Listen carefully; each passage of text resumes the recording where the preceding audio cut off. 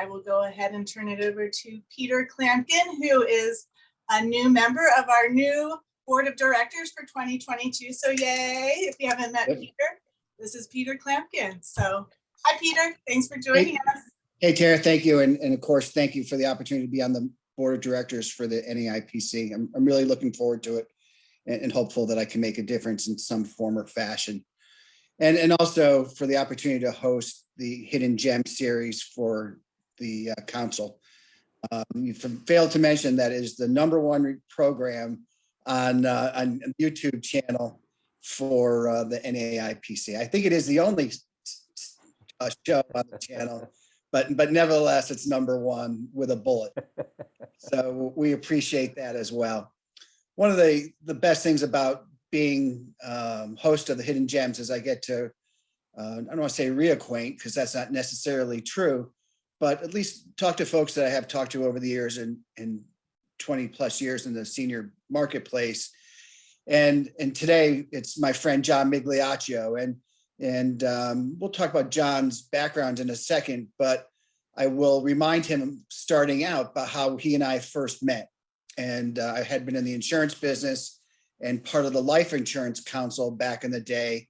It's easily 20 years ago. I was in Atlanta for a meeting for the life insurance council, and they had, the council had hired John to come in and speak to representatives of loads of insurance companies about the senior marketplace and what it meant and what it was going to be going forward.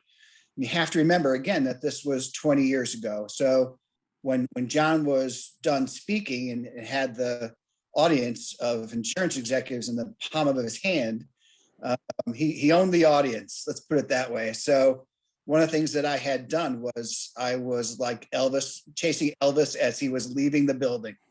And I ran after John and said, look, this is who I am. This is who I work for.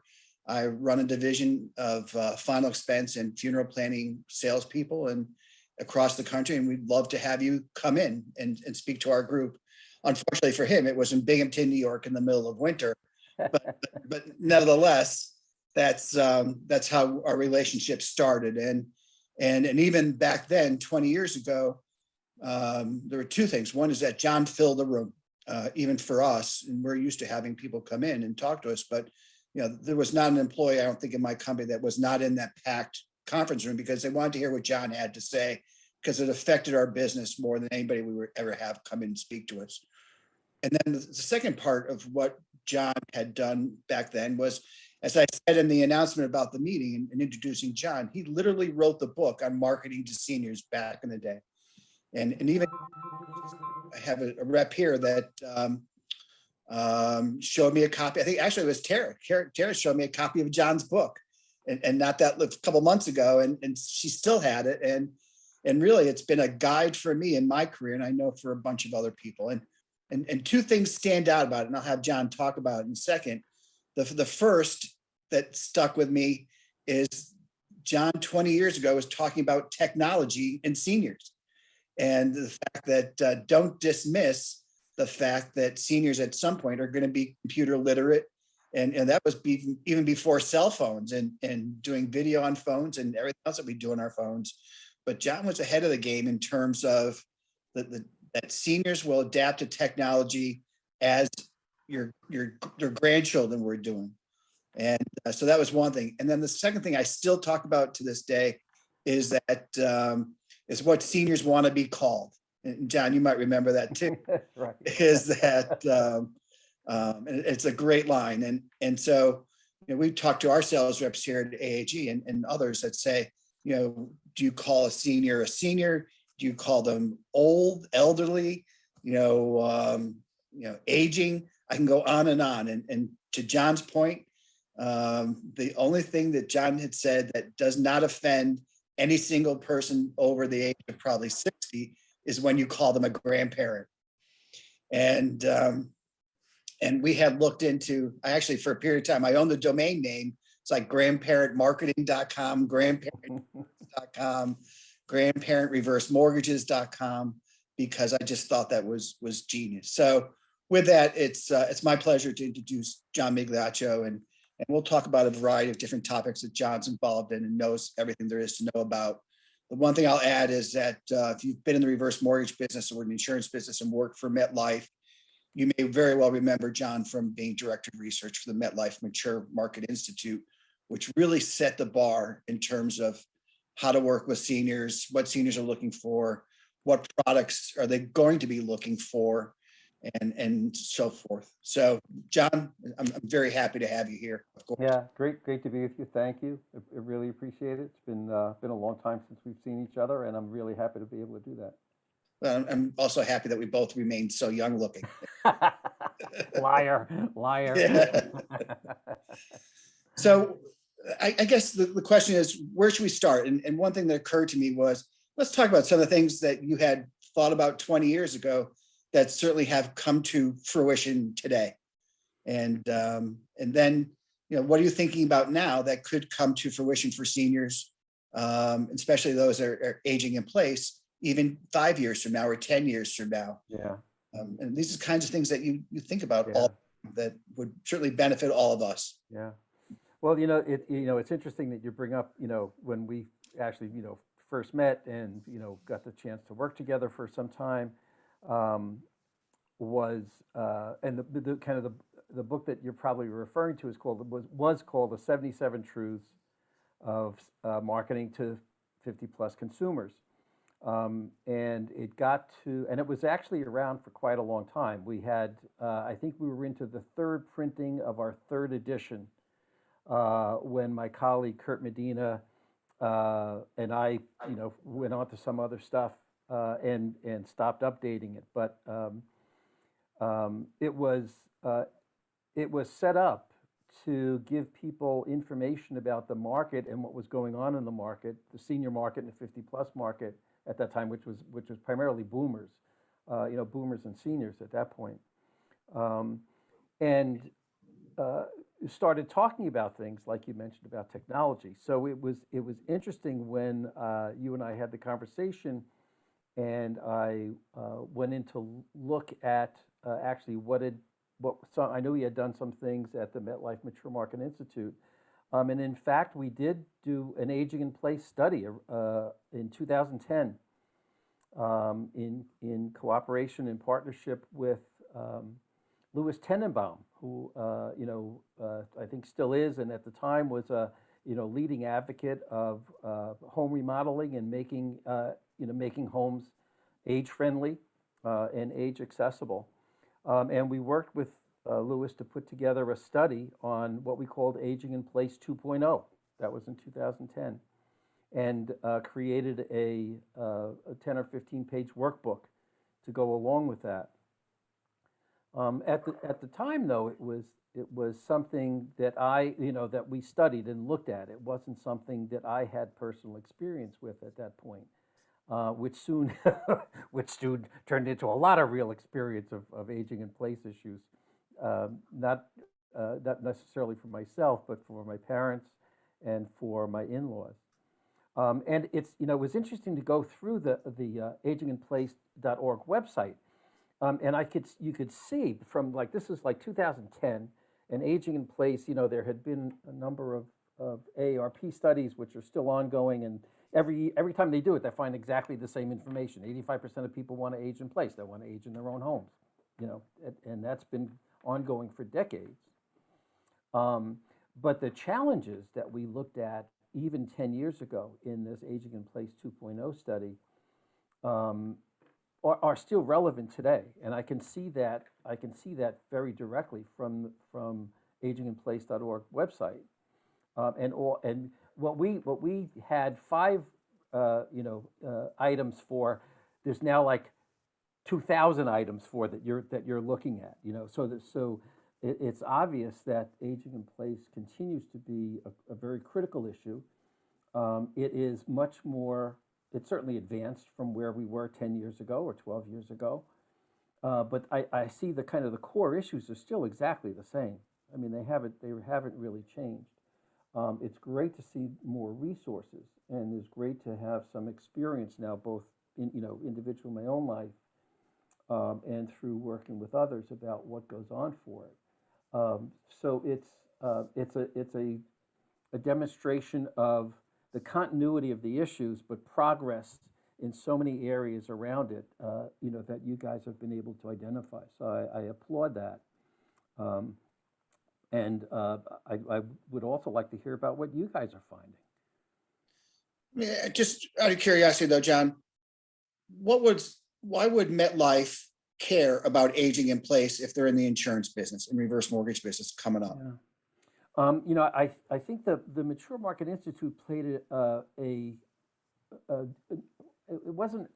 had a business role definitely within MetLife,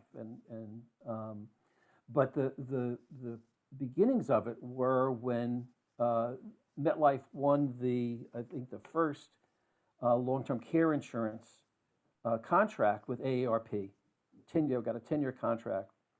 And in order to prepare for doing that work, they decided they had to become a leading source of information and thought leadership in the area. And that's why they started the Mature Market Institute. So it wasn't necessarily because they were involved in aging in place, although obviously they were, they had, various kinds of insurances that would cover it, especially long-term care insurance, right? That's predominantly there. But we were able to explore every facet that we thought needed to be looked at. And aging in place was certainly one of those primary activities. So the Mature Market Institute was there as their center of excellence and their center of thought leadership on issues relating to their customers and their customers' families and their clients and their representatives. So we were there, and we typically, from when I started in late 2006, we were producing between 10 and 13 major research projects a year. We would be on, doing something that once a month we'd have a release of a major research project. Once we saw what was going on, and through the connections we had with Lewis and other experts in the aging in place field, we felt it really deserved a real good look. So the study itself looked at applications. It was kind of a two-pronged kind of activity. One is what is the field? What does it look like? Where is it going? And then in a case like for something like aging in place, we would create a workbook that could be used by consumers and therefore used by our representatives when they were working with customers or they're working with their clients, to help them along with those kinds of issues. Were you training agents to ask the right questions about someone, deciding to stay at home or moving, or just in terms of their long-term financial stability? Yes to all of those. Yes to all of those. Obviously, MetLife's primary thing was the long-term care insurance, which was your typical. And there was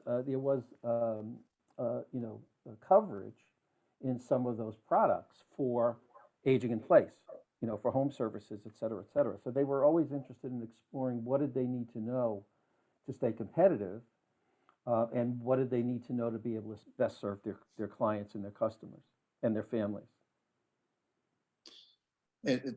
And since then, what are the things that you've seen that have come to fruition that we didn't cover? In other words, was technology part of this, or certainly did the numbers that you were looking at then of the percentages of people who want to stay at home, have they changed in your mind at all? No, it's really interesting, but one of the things that we did, in our own background due diligence about all this is we know obviously AARP has put out these multiple surveys every year, and other people have done it as well, but the numbers always come up as 85%, right? 85% of people, yes, people, where do you want to stay? Where do you want to live? They would stay at home, right where I am.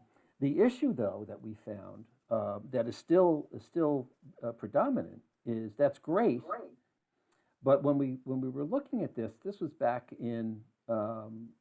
So this came out in 2010. So we were probably starting to look at this back in 2008 or 2009, and obviously it predated that as well, because there were experts in the field like Lewis who had been at it for quite some time. But one of the things that we found is that that's great to say that. And if you're looking at someone typically in their 80s or mid 80s, that's when you start getting into issues of can we keep mom and dad at home, or do we need to find some place for them?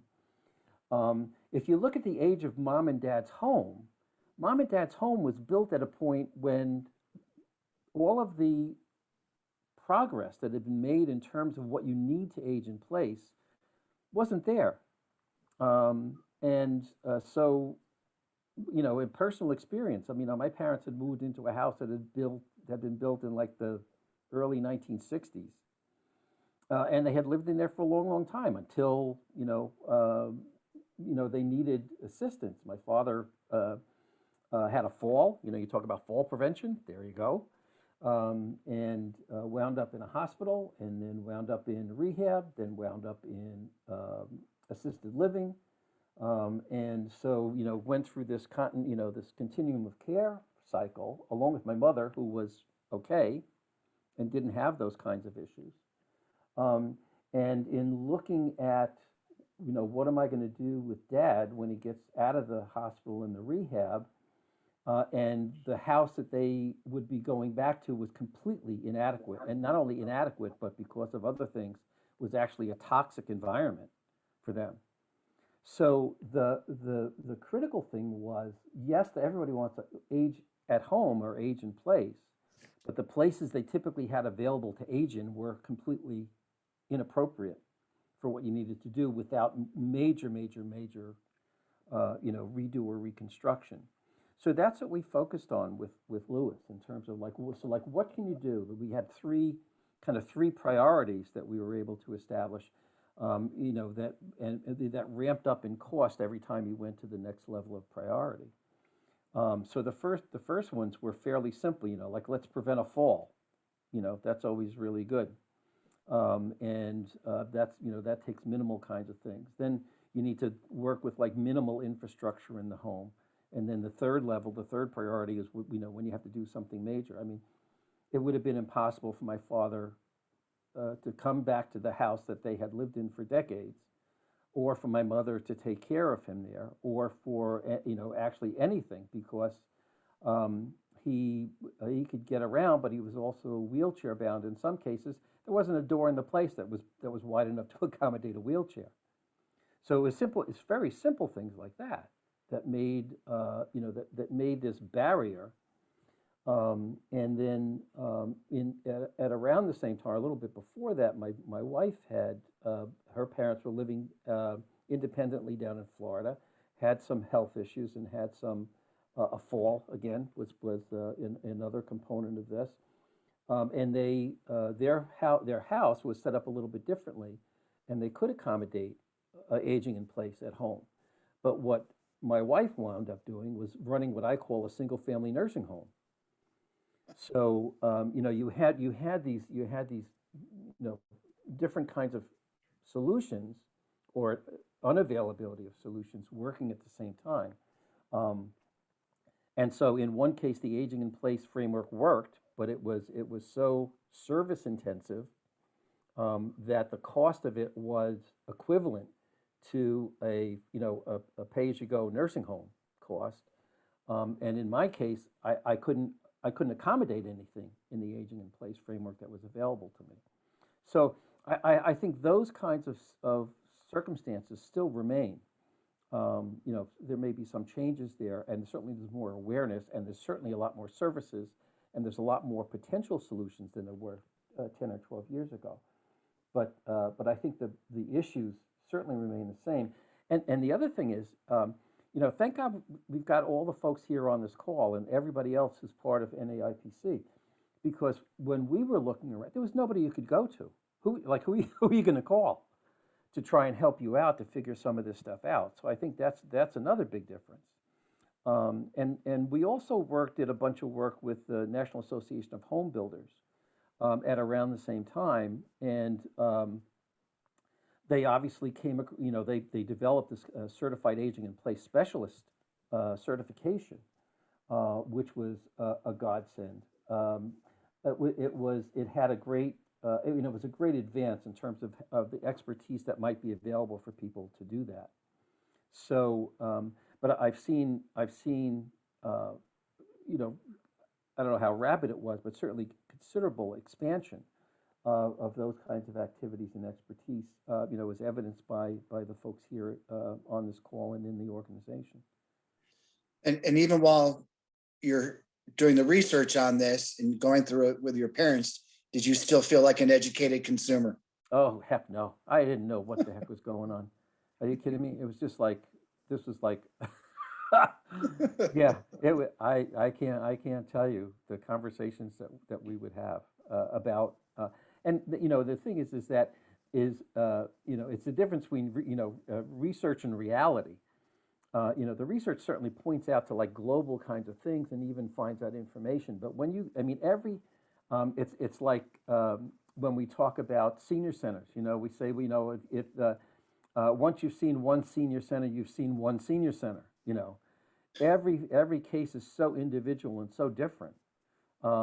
You had, there's no like average in there. It's not the average that counts. It's all the variability. Amazing. I had no idea what to do. And so, but I was lucky enough. I was lucky at the time because I had folks like, experts in various, different fields that I could go get access to. So that was helpful. If I was an ordinary citizen and did not have, exposure to all of this stuff, it would have been, I would have been running around chasing my tail. And what I want to do is, from there, I certainly knew you at the Mature Life Institute, but, we had a conversation, probably 6-7 years ago where we're just catching up. And then you told me what you were up to. And I was fascinated by that because, again, I thought you were ahead of everything else, and that has to do with telehealth, telemedicine, and your current job is and is doing that. That was an interesting offshoot. In 2013, MetLife decided to close down the Mature Market Institute, and so I had, because of my prior, long career doing consulting work, I had been doing a considerable amount of work over the years with the county government, Westchester County, which is where I live, Westchester County, New York. And it just so happened that before they closed MetLife down, before MetLife closed the Mature Market Institute down, I had been approached by my, former clients that had an idea about doing something. And they asked if I might just, kind of informally, provide some guidance or information or whatever. And that happened at around the same time that MetLife decided to close. So when MetLife closed the Mature Market Institute, I just kind of slid right over into working with what is the Westchester Public-Private Partnership for Aging Services, which is a 501c3 nonprofit spinoff of the county government of Westchester County and the Department of Senior Programs and Services, with their idea of starting a telehealth project. God bless her, May Carpenter, who has been Commissioner of Aging in Westchester County for decades and decades, had this bright idea one day and said, let's, they heard it at a conference, maybe we should look into this. And they started exploring it. So this is like 2013. We came up with a project that we call the TIPS, Telehealth Intervention Program for Seniors. And it had all sorts of cool marketing things, like, better health at your fingertips and, all this kind of stuff, so we were able to, to get it going. But the basic premise was, how do we serve underserved populations, particularly in Westchester County, in terms of their health needs? There are a number of areas in Westchester County, despite it being one of the richest counties in the United States, where you have health disparities and underserved populations in terms of health care. And that's, a lot of what the work of the Department of Senior Programs and Services is all about.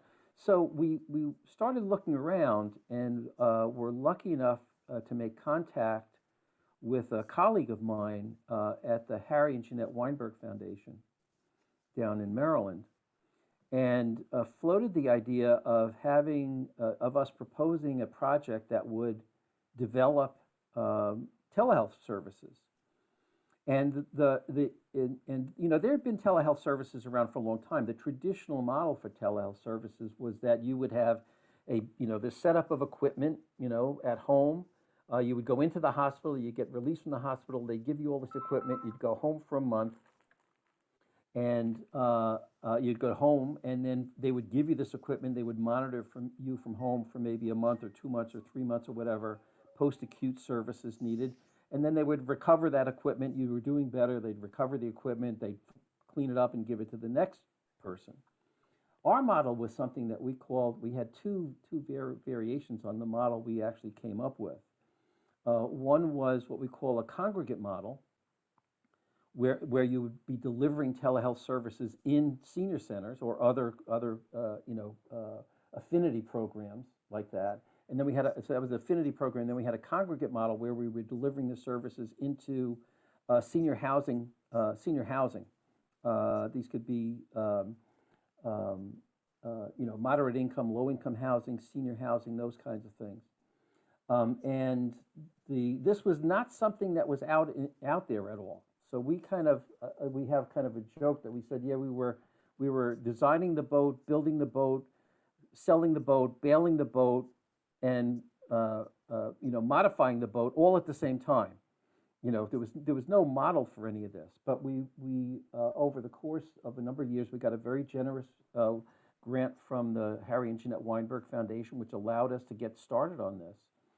And the model worked really, really, really well. It took a couple of years for us to iron out all the bugs and get everything kind of working, but after that, it was kind of a plug and play. And we eventually wound up having 19 different sites in 5 different states. We had about 2,000 people involved in the program, and with significant reductions in health issues, particularly hospitalizations, under 30-day rehospitalizations. I mean, we were reducing those kinds of health services, the need for those health services, by anywhere from 35% to some subgroups, 70%. So the program really, really, really worked, and it was really inexpensive in comparison because we would use one setup of equipment, and we would be able to serve 50 people at a senior center or at a congregate housing site instead of having 50. And we had them long term. I mean, we have people, we're 7 years into the program. We have people that started with us 7 years ago still in the program getting their health services. Very basic stuff. We monitor their weight, we monitor their blood pressure, and we monitor their pulse ox, and ask them 5 or 6 health questions, behavioral health questions, predictive of having to go back in the hospital. And so we have trained undergraduate students typically, so it's an intergenerational program, and we're able to serve people all over the place. As I mentioned, we had 19 different sites, between 5 different states when we were operating fully with it.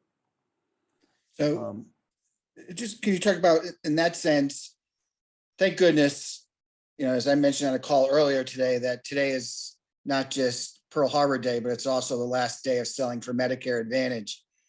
Right, yes. We get our TV back here in Texas, yeah. And I know it's even worse in Florida and New York, but can you talk about the difference between what you've been doing with telehealth versus telemedicine? Telehealth versus telemedicine versus what can be covered, what's not. Those kinds of things. It's been it's really an interesting thing because the thing that used to keep my colleagues and I up at night when we were working on the grant application for the first grant was the issue of sustainability, and it's been a really interesting, bizarre journey to try and get to the point of sustainability. By that we mean that the programs are self-funding. You don't have to get soft money. You're not always chasing a grant, or you're not always chasing some kind of outside money of some kind, which at the end of some point dries up. So we thought that we would be able to do this with the Medicare, Medicaid system. We had kind of a hierarchy of people who would benefit from a program like what we had. And at the top of the pyramid was the governmental Medicare, Medicaid system, and then just below that, the healthcare system, particularly accountable care organizations and managed care organizations and insurance organizations covering healthcare because they have to pay for the services that we're helping people avoid. And it turned out to be a complete nightmare, to put it mildly. The way that the telemedicine, the telehealth works for us is, I don't know, there are probably some of you in the audience who might be able to remember the old DO system, DO line, the distant early warning line, back in the 50s or 60s, that some of it is still around. But what it was there for was a bunch of radar things up in like Canada and Alaska and the Arctic Circle or whatever. So when ostensibly, the Russians launched some missile to knock us out. I don't know. Did any of you have to hide under your grammar school desk? I had to do that, sure. I had to do that. Some of us out there remember that. To avoid, nuclear holocaust. There was this distant early warning system. It was relatively simple. It was just these big radar things, and they would give you 20 minutes to avoid, the nuclear holocaust. And so we kind of adopted the same kind of a framework, is that make it simple, make it not costly, and get way ahead of the game with the very basic kinds of things. So, most, about 70% of the folks in our program currently and historically had high blood pressure, so if you can do something to reduce the high blood pressure, this is, you're going to have fewer strokes, you're going to have fewer whatevers. You also have much less impact on families, on family caregivers. So, and there's a cost to family caregiving by especially working, adult children, on mom and dad getting sick and having to go to the hospital, or et cetera, et cetera. There's stress, there's monetary value. Women in particular get burdened with both the caregiving requirements and responsibilities, but they also pay for it if they're working caregivers, to the point of something that significantly impacts their own retirement savings and their own financial security. So it has all these ripple effects. So what we did is we set up these programs and, using those three very basic kinds of things, kind of trade. You didn't have to have a doctor or a nurse or an LPM doing the monitoring. We had these college students, which the folks who were participating in the program absolutely loved, and you had this intergenerational experience with it. But it did have that impact of doing that. So we thought, well, what hospital system is not going to want to get in on this from the ground level? Or let's go talk to the Medicare, Medicaid people and tell them all the great things we're doing if we can save them money. So we're now 8 years into this program, and we're still at the top eighth of an inch of penetrating that system. Okay, that's what it's like. It's the Medicare, Medicaid system is absolutely Byzantine. You can't. So where are you going to get how much home care is covered under Medicare and Medicaid? Yeah. Right. How much of it is right? And that's where, with someone aging in place, that's where it's all going to happen, right? You have some with Medicare, you have some things you can get if you're a family caregiver, you can get some reimbursement, some compensation or whatever for that. It's not there. That's not it for the program that we have is not sustainable. We're on the verge right now of having some sustainability because we finally gave up on trying to get this through the current system and the current policies about telehealth.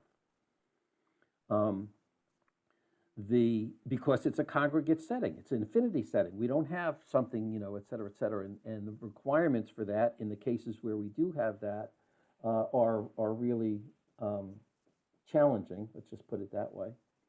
So part of the issue is that if it's traditional telemedicine where you've got a doctor or a qualified health professional, And I'll just go through what it's like for us.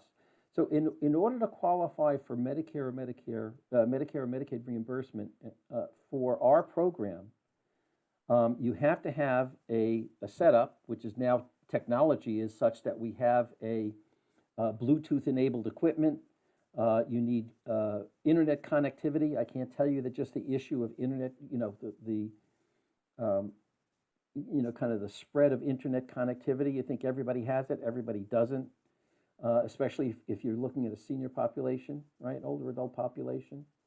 They have a smartphone that's probably 8 years old, and is connected up to a 20, especially if you're doing low income, like folks like we work with low income, high health need. They don't have the connectivity that's needed for this equipment, et cetera, et cetera. So we've come to the point where we have now built in, and the reason we have made some switches is because of COVID. So if you think back to March of 2019, on March 1st, we're all in the senior centers and we're all meeting in the lobbies of these senior housing projects. And as of March 20th, they were all closed down. You couldn't get in. We were done. So it took us 3 weeks to do our first pivot to a telephone-based process, right, where we would be calling people. We couldn't get the monitoring. We couldn't do the physiological monitoring, but we could ask questions about those 5 predictive questions. And we also started looking into, food insecurities or medicine insecurities and those kinds of things. So we were able to provide some interventions there. And that worked okay, because if you remember from the 77 Truths, we talk about the 3 best ways to get in touch with an older adult market: telephone, telegraph, and telesenior, right? So that's what we did. We used the telephone, and they would all tell their friends. They would call up their friends and say, "Oh, I got this program. You get on it too." So we had the telephone and the telesenior parts of it. That worked really well. And that worked for about, and we're going, oh, COVID, yeah, everybody's telling us, oh, it's going to be over in a few months, by Thanksgiving, this will all be gone. So we're going, okay, so we'll just do the telephone. Then it looked like, no, that really was not going to happen. So we switched to what we call Tips at Home. So in the Tips at Home program, we had the minimal equipment that is non-Bluetooth, you don't have to connect up to anything, et cetera, et cetera. And people were doing their monitoring of themselves at home using this equipment, which they did fine with, by the way. This was like a blood pressure cuff, a scale, and a pulse ox. That was simple technology. They did fine with that, and we would call them up every week, or the students would call them up with our TTAs, what we call Telehealth Technician Associates. They would call them up every week and get that information. We'd record it, we'd put it into our database, et cetera. And then as time went on, it looked like COVID was really not going to be going away. And we felt that the need that we had to try and do a better job, because we only had limited number of people in the Tips at Home. So we pivoted again. We called it Tips at Home Tech. Now, in this particular case, we're giving them basically the equivalent of a hospital-based telehealth equipment setup. This is all, it comes in a nice little valise package. It's got a Bluetooth-enabled scale. It's got a blood pressure cuff, a self-contained blood pressure cuff, which is also Bluetooth-enabled, so it goes right to the tablet computer we give them, which collects that information and then sends it along to the database for review by a telehealth nurse, and a scale and a pulse ox, which does all the same thing. And so what we're finding is that we've got a 3-tier model now. Actually, we're going into the 4th tier, but we've got a 3-tier model now of congregate affinity, right, which you can do any place. You can do 50 people at a time, like we do. We had the Tips and Touch, which you can do by telephone. You've got the Tips at Home, which is non-Bluetooth enabled equipment, which they're fine with, and you have Tips at Home Tech, which they're fine with as well. One of the things that we were not concerned about, we were really interested in, was with the Tips at Home Tech stuff, because you've got a tablet computer. A lot of these folks have never seen a tablet computer. How does it work, et cetera, et cetera. So we made it simple enough and direct enough so that all it does is connect you up with us and can connect you up with your physician as well, for in-home. So that's more the telemedicine model where you're actually visiting with a qualified health professional, a nurse, LPN, physician, et cetera, with direct face-to-face contact. So since we had been doing it for almost 5 years, by 2019, everybody was going crazy about telehealth and telemedicine. And we're kind of going, we've been doing this for 4 or 5 years now. Works fine. They can do it. They do a really great job. You don't need to go crazy and blah, blah, blah. The biggest issues we found were infrastructure issues. So now the Tips at Home tech stuff has the Bluetooth and connectivity built into it, because they don't have if they have a cell phone, they typically have, at least for our folks, have the minimal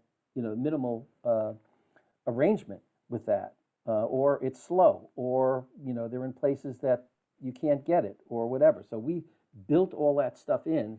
So all they basically do to set up when they want to do their own monitoring is push a button. Screen comes up automatically. They push a button and they're all set and they're in. So we have had great adoption by these older adults to the technology, which is equivalent to the best technology that's around right now for those kinds of services. Let me ask you a couple of things, if I may, and that is that for a lot of folks, certainly on this call and belong to the council, who either are in home care or, and obviously have, huge interest in keeping people healthy in their home. Mm-hmm. And also, we have folks on the call who, work for, insurance companies in the senior marketplace, Mm-hmm. rich people in the senior marketplace, who certainly have an interest, they are in a senior's home, to where they see seniors who are, whose health may be declining, or, family members who are 1,000 miles away. If you were part of a chapter for us, or for the NAIPC, or if you were in the home care business, what can we and they do to tailor what you already know on a local level? Yeah, it was interesting when I was looking through the website, the NAIPC website. It really struck me how, it's like a cascade of resources you have available. I wish if you guys were around back when I had to do all my stuff, that you were available. So number one is I would start letting people know that you're available. I was lucky enough when I had the circumstances with my own parents, I was able, because of my involvement in the industry and involvement in organizations, was able to run across someone who could help me look at how to number one, whether was it reasonable to try and rehab or remodel the house to accommodate, and that being a no, how to kind of get rid of all the stuff that was in the house and sell the house. So you have to look at it as not like, oh, you're in here and you're providing in-home services and everything's hunky-dory. Things are not going to be hunky-dory going down the road at some point. So you want to kind of have a team of people who can help you do different pieces of it. Obviously, if you're in the insurance side, or you're in the financial services side, or you're in some other side of it, you want to have folks like all the members of NAIPC in kind of on your team somewhere, and vice versa. If you're doing the in-home care or doing that kind of advising, you want to have the other folks, because there was a great illustration that we had back before even I was at MetLife, of how all the things in a senior's life are all interactive. A change in one area, has this ripple effect in all these other areas. And so you want to have a team, somebody that you can rely on, or someone your clients can rely on, to address issues that you don't have the expertise for, right? So you need an attorney, you need a financial planner, you need a home health agency, you need home health care advocates like the people on the call. so you want to have a team. You don't have to have everybody, you don't have to be employees, but you want to have those connections, and you want to be part of the connections that other people have. I mean, that was one of the things that we had when I was at MetLife, is we would go out, we would do training. I mean, we would do training 12 months a year, 3 or 4 times a week, out with agents in the field, and be telling them that you need to have folks like you that you can connect to, because an issue is going to come up potentially if you've got older clients, and even if you don't, because it's usually the children, adult children, right? You'll have people in their 30s, 40s, 50s, whatever, who have to make these decisions and don't know where to go. You should be the go-to place, and I still recommend that. Whoever it is that you have to get involved in your team, in that circle of folks, that resources for your clients, do that, because that makes your job easier, and it makes you a better service provider. So that's one thing that hasn't changed. And that's a big deal, because it's all about relationships. Absolutely. The fact that you have a relationship, and as we say, I got a guy, or I got absolutely who is the expert in this, and hopefully for the folks on here that it's someone who belongs to. And as I said before, every time there is something, and I'd love to hear back from folks that are here today, whether that's true. That once you've seen one, you've seen one. There's no one size fits all on any of this, as far as I can see. Right. Before we open up to questions, as we get towards the top of the hour, let me ask you one other thing too about while you're working on telehealth during COVID, was part of your connection the fact that you're helping someone who's going through a severe bout of loneliness? Oh yeah, I tell you, it was really interesting. Especially in the beginning, especially in the first 9 months, first 12 months. One of the things that we would, we had these TTAs, these trained students, and they would develop great relationships. So we also had social work students, graduate and undergraduate social work students, SSAs, who would also be providing social services kind of interaction with them. And we were able to identify, we started asking some behavior, what we call behavioral health questions about that. And that was one of the primary things, because especially for folks that were congregating, that were affinity at the senior centers, that was suddenly cut off for almost a year. I mean, these people were used to going someplace and you would have, friends, you might have other services, you had activities, you had all that stuff on a daily basis that was just non-existent, because the senior centers closed down for almost a year and a half. We're just starting to reopen them in the last 3 weeks here in the Westchester area. So, and that was one of the things that we found, and there was also a tremendous amount of research literature about the impact of loneliness and the depression that came along with that, and anxiety and all this other stuff. So when we had the Tips in Touch, which was the telephone program, that was one of the things we added in there in terms of those questions that we were asking. If there was any indication of mental health or loneliness or other anxiety issues that came up, and we found quite a bit of it. So we were able to make some interventions there, because it happened every week. It was not like you see a doctor every 6 months. We were in touch with people once or twice every week. So right. And I hate to be Columbo-like and just come back with one more question, but here's the other question I was thinking about, is that, we know each other from Financial Gerontology as well. Mm-hmm, yes. And there are folks on this call who come from work in the financial services industry, and folks who will be certainly, watching this on Facebook and the YouTube channel. Mm-hmm. What's the breaking point, you think, for seniors who finally admit that they have run out of money? And this goes a lot back to when I had your friend Marcy from Silver Bills on. Right. Yeah. And we were talking about the same thing in terms of, if our folks are in a senior's home and they're talking about, let's say, home equity, or you're talking about care insurance, or just being able to stay in the home for any of the folks on this call, Right, yeah. what's the breaking point that you'd seen on the financial gerontology side that finally gets someone to raise their hand? Yeah. It's kind of a combination of the reality of their financial situation. Number one, and I'm talking aside from anything related to financial elder abuse or other kinds of things. This is just kind of the daily realm of activity. And the other is really emotional, and that's probably the toughest part of it.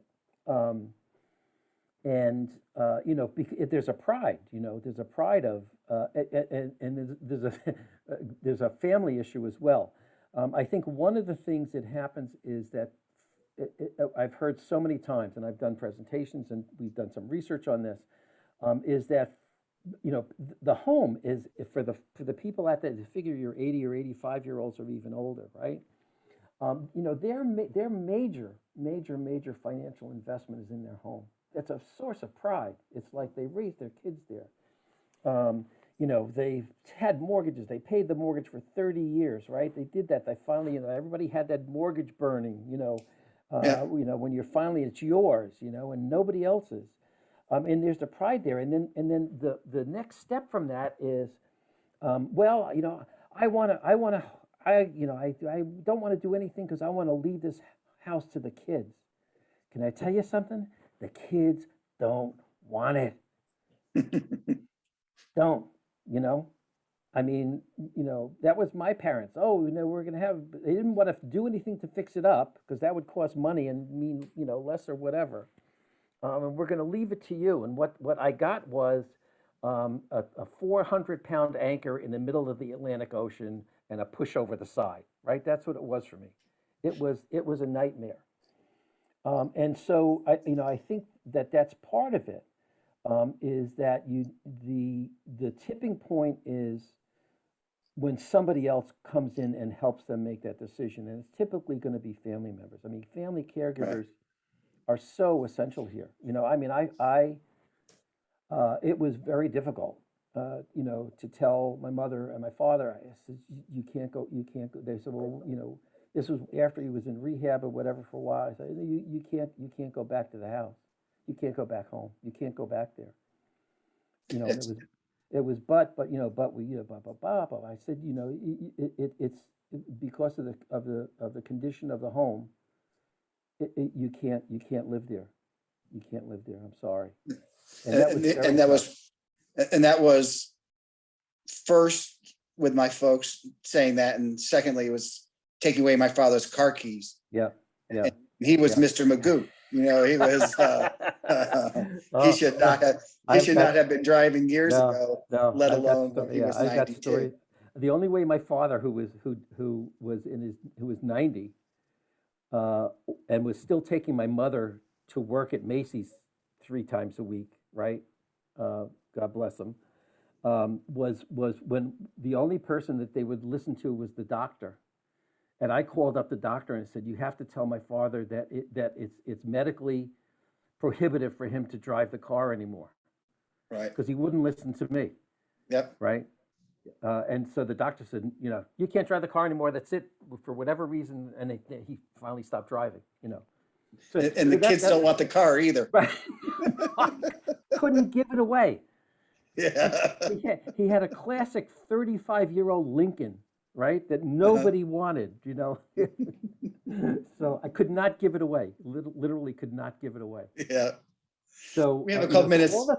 So all the things that they have on these possessions, of which their home is part, is something that you have to work with them using whatever resources are there, whoever it is that they will listen to. It could be, a spiritual leader or a pastor or a rabbi or whatever, or a doctor or whoever, to get them in this process.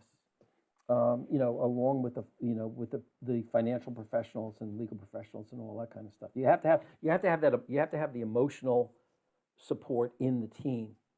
as well, because otherwise it gets really, really, really, and it could become nasty if you have siblings. It gets even worse. As far as I was lucky enough, I was an only child. I didn't have to go talk to anybody about it. I could Yeah. just go say, "We're doing this." Boom. We have 3 minutes. Any questions from anybody? Anything you want to add to, just to me, what's a tremendous presentation and conversation with John and you folks. I was at a meeting once and the fellow that was doing the introduction just said, sit back and learn. And hopefully that's what you were able to do with John today, because I've been in a lot of meetings and conversations with John and calls with reps and with John. And that's what we've done, for 20 years, is just sit back and learn. So anything from anybody in terms of questions, comments, anything? Yes, ma'am. I just want to say I appreciate hearing all of this, and we all want to avoid crisis mode for our loved ones, but we need to avoid crisis mode for ourselves. The people in our lives are sometimes not there for us in the future, especially as you're saying, we're living longer, we're running out of money, we don't budget, we don't plan ahead. So I think it's very important to point out for ourselves as well. The saying is that psychiatrists have the craziest kids. Right. And that's not lost on me, because in my case, we've planned for nothing. So your point's well taken. Anybody else? Yes, the recording is actually, and Tara, you can address this on the YouTube channel and on Facebook as well. They're asking for where this is recorded. Yes, it is broadcasting live right now and will be housed on both sites. So yes, and you'll get a link if you registered, a link to the. Send me one too. Yes, I will. Did I register for this, by the way? I don't know, Peter. I registered you, so yes, you're official. Yeah, Mr. Technology for seniors. I'm curious. You've talked about it. You've kind of predicted a lot of things over the last years. So what do you predict the future for us as NAIPC members? Where should we be focusing? What do we know that we don't know? I think it was interesting, but there's a group of colleagues that get together essentially every 2 weeks, and we have a big Zoom call, and whoever can make it, represent, and we have some nationally notable folks that join in on this group. And I was talking with one of them on Sunday, as a matter of fact, and she was talking about, and she's had some health issues, and she's has been in the field for 40 years, et cetera, et cetera. And we were both focusing on how technology is changing. I mean, I've tried to. The last 20 years, I've been trying to learn how to play the sax, and if I practiced, I might be able to actually do it. But I still take lessons. So I told my music teacher. I said, "This is now." After a few years, I said, "This isn't really music teaching. This is music therapy. So let's just think about it like that." And when COVID came along, he couldn't come around. So I'm doing it with Zoom. I'm on Zoom with you guys. I talked with her about she had a medical appointment. She had some medical conditions, and the doctor had to examine her throat. And so I'm like, "How did you do that?" She says, "We took the camera and put it over here, and I saw the flashlight." And the doctor. So I think, and the baby boomers are going to be much more technologically savvy about this stuff, and in fact, may prefer not to have somebody around all the time. I mean, just think of all the cost saving that you have from doing things this way. It's not quite as satisfying, but certainly it works. It works for a lot of things that we never thought could work before. I teach. I've been teaching statistics for the last 38 years. And one of the things that I was asked to do about 5 or 6 years ago by the deans at the college I work with, they said, "Can you do an asynchronous online statistics course?" And I was used to doing 30 something years of being in the classroom, hand-holding people through a statistics course. I said, "It's impossible. You can't possibly do that." And they said, "Please, please, please." And they asked me to give me a bunch of money. And I said, "Oh, okay, I'll try." So I did. And it took about, I came up with something, and it took about, 2 to 3 years for it to, kind of really work the way I wanted to. But then when COVID hit and everybody was going berserk, because now all these faculty and students had to do it, I said, it's not such a big deal. You can do it. And I think that's what's going to happen with this. The technology, the medical technology, number one, is going to help a lot. And I think the home care technology and the kinds of things you can do through home care and for aging in place, I think are going to make some dramatic changes, certainly within the next 5 years. Because if you take a look at where the baby boomers are, we haven't even come to start hitting the upsurge in baby boomers, right? So, your leading edge baby boomers are, they're not even 80 yet, and then you've got this big dip, and then you've got this huge hump behind it. So we're at the beginning, as we have been with the boomers, of about a good 20 to 25 year curve of activities related to them aging in place and wanting to age in place. The one thing I would do, though, is help them dump all the junk out of their houses. And that's actually our call. And the next webinar, Hidden Gems webinar in 2 months, will be exactly about that. Good. I want to be on that one because I'm trying to get rid of my own stuff now. And I have all my parents' stuff I still have to get rid of. There's a great author. There's a great author by the name of Marnie Jameson who did a webinar for me. She's amazing. Marnie Jameson, M-A-R-N-I, Jameson. She's written a bunch of books, but it's all about that and why seniors keep their belongings and want to pass it down to you. So, very interesting. Yeah, my mother had a pelt from every endangered species in the world. I was afraid that if I even mentioned that these things were in the house, that I would have PETA demonstrations, massive demonstrations in front of my house. I mean, there were like things I'm going like, this animal was extinct 400 years ago. How did you get a pelt from it? She's very funny. She makes a very light of it, and that's something we need, especially when you're dealing with that. Yeah, absolutely. Make sure you join us, Heather, in 2 months for my friend McPhellamy. Okay, I'd love to. Yeah, Lynn's great. But as I'm hearing you both speaking about this, and I think a big issue is that there's not enough education on aging in place. Absolutely. Yeah. And the technology. And one of the things that I'm a CAP certified senior real estate specialist. And one of the things that's difficult is bringing awareness to not only aging in place, but that there's other possibilities than what you're in now. Aging in place doesn't necessarily mean the home you're in. Right. There's so many opportunities. And if you look at like AARP and you look at all of the magazines out there, there's really only like 7 to 10 options. And there's actually 17 to 20 other options out there in senior living where you can, expat. There's a ton of stuff, but there's a misconception. And I think that's a huge issue where we need to start. When you look at technology, you look at Best Buy. Best Buy, the last 15 years, they bought so much senior technology, they're holding on to it. And they're just waiting to roll it out. And that's, that's people don't know about stuff, and how do we educate them? That's my question. I think one of the things that has to happen is that you can educate consumer, but they're really not attuned to it until they need it. Like it's like when we have to get mom out of the hospital tomorrow and put her someplace or get her home tomorrow. That's when they pay attention. So what you want to be doing is you want to be looking at what I call the influencers. Where are the influencers? If you get, aging in place is kind of in there, and if you look at the continuum of care things that are out there, it's kind of there, and it's like a little piece.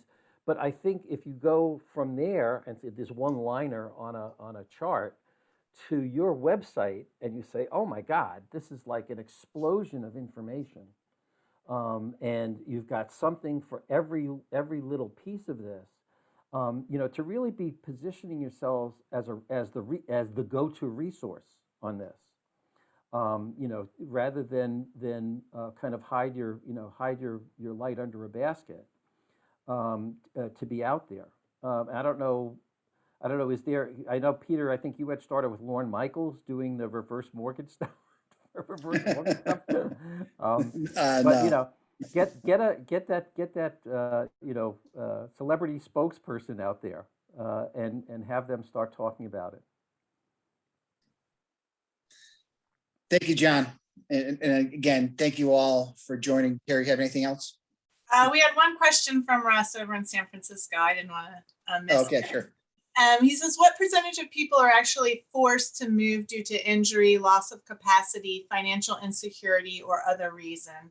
And how have the realities of life impacted what actually happens to seniors and their housing? Wow, you know, that's a great question. I wouldn't even know how to put all those different pieces together, because there's well, let's put it this way. We know that we've got about 5% of the senior population in nursing homes, skilled nursing, long-term care facilities, and you know what that has been like over the last 2 years. I've got some clients right now in the long-term care industry, and it's just a nightmare. But you have that 5%. I don't know what the numbers are for things like rehab or et cetera, et cetera. And that would all have to be built in. But that's a great question. Somebody write that question down, and I'll start doing some digging and see what I can come up with. It's a really good question. I don't know of a place to go that has a single answer to that, but write it all down, send it to me. We'll see if I can't gather some of the troops and see if we can't dig something up. I would say generally it's probably not more. This is just my top of the skull here. It's probably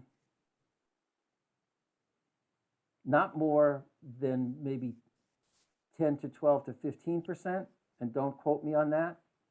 But I think, as we find in so many other issues, is that the official numbers are just the tip of the iceberg, because 99% of this stuff doesn't go reported and doesn't get into anybody's eye. Okay, that's what we found with financial elder abuse. It was like, oh my God, this is all happening, and we're going like, yeah, but that 99.5% of it nobody even sees. So I think that's really the key thing. One of the things that I would recommend is and I seriously about this, is that one of the things that set the MetLife Mature Market Institute apart was that we wouldn't popularize, but we would make all of our stuff, even though it was highly sophisticated in the background, what we presented in our reports was usable by anybody. And we would always come up with what they called a headline number. And that was really how the Mature Market Institute and MetLife got to the top of the heap. They were at the top of the pyramid on this, is because we understood that kind of an issue made a difference in terms of who paid attention. And the financial elder abuse is one of our key items. And before that, financial elder abuse is around. But when we figured out a reasonable, justifiable,